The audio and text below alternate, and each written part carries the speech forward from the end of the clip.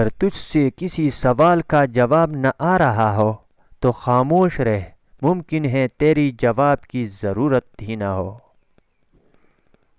ان لوگوں سے ہمیشہ بچ کے رہو جو علماء کی تحریریں توڑ مروڑ کے پیش کرتے ہیں۔ مجذوب کی کیفیت جہل نہیں، علم ہے۔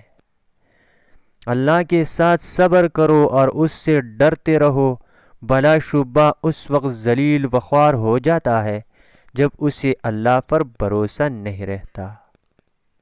نفس کی پیروی چھوڑ دو اور اس کی طرف اپنا رخ پھیرو جو سچا ہے اور سچائی کی تصدیق کرتا ہے۔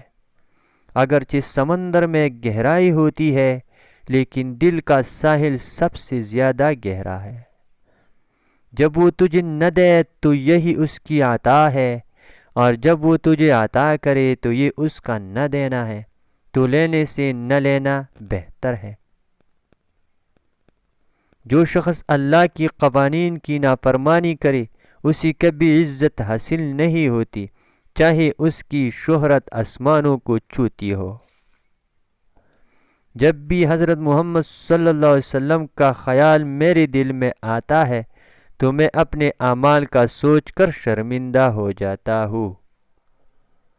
جو آنسو ہم بہاتے ہیں وہ ہمارے دل کے باغ کو سیراب کرتے ہیں۔ پریشانی تو آتی جاتی ہے اور آتی جاتی رہے گی، تم بس اللہ سے امید مت ہارنا۔ انسان کی حفاظت دراصل اس کی موت کا مقررہ وقت کرتا ہے۔ اللہ کا حساب سب کے لیے یکساں ہے۔ جو بیچ اپنے چھلکے کو اترنے نہ دے وہ کبھی ایک پھلدار درخت نہیں بن سکتا۔ جس میں یہ چیز دیکھو تو سمجھ جاؤ وہ تم سے سچی محبت کرتا ہے۔